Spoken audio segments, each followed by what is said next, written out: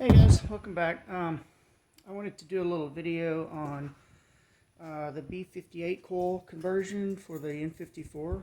I recently had a dyno session and the car made about 635, 640 horsepower, something like that. And I was a little disappointed because I was hoping to get closer to 700.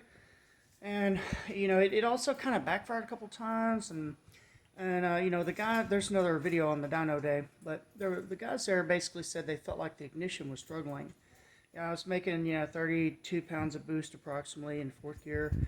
And they felt like it just wasn't, keeping up because based on the upper parts of the graph, it kind of started zigzagging a little bit. It's a real animal up to like 5,500 RPM. And then, it kind of struggled a little bit. and, so, they felt like it was kind of an ignition problem, which kind of makes sense. I had elder coils, and afterwards I did a little research.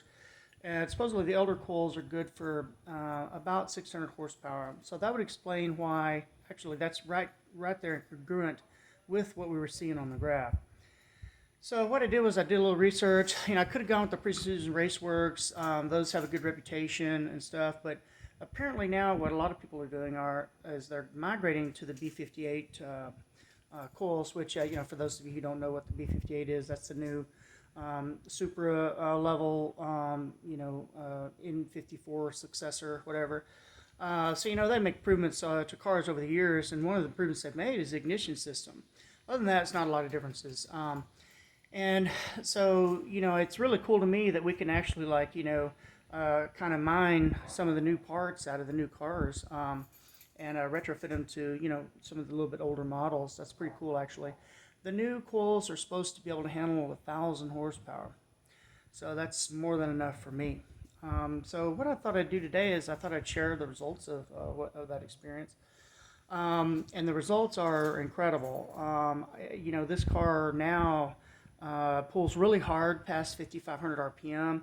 I haven't done a formal pull. I'm going to do that at lunch today. It'll be interesting to me to see how strong it feels way up top because, this is a built motor with stage 4 race heads. And this thing should pull hard at least 7,000 RPMs in my opinion. It's got titanium valve train and everything. I mean, it should definitely handle, 7,500 or so. So, but I haven't done an actual, but I will tell you that after picking up the car, gosh, I got on a little bit, and yeah, the difference is incredible. I would say minimum of 50 horsepower, maybe even more like 70-ish up top. It was an extreme bottleneck, apparently on the motor, because it's just come alive and just really lit it up. That's what it needed. And I used the appropriate, B58 spark plugs as well. And we actually gapped those to 0.020.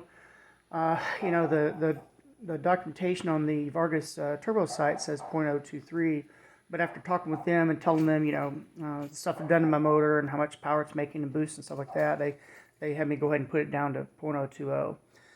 So, yeah, I mean, it's just amazing. And so in this video, I thought I'd kind of show everyone what these things look like. My car is basically a black and red type of color scheme.